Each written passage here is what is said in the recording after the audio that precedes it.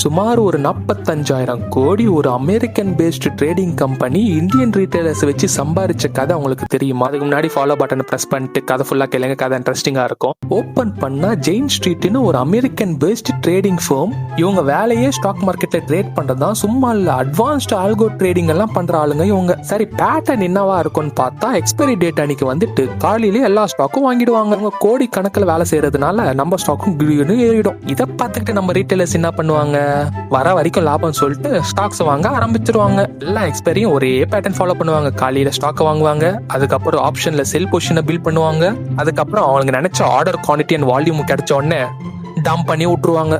Within செகண்ட்ஸ்ல தொப்புன்னு வந்துடும் stocks. நம்ம retailers ஆமா இப்படின்னா சின்ன இருப்பாங்க, எல்லா எஸ்எல்லும் காலி.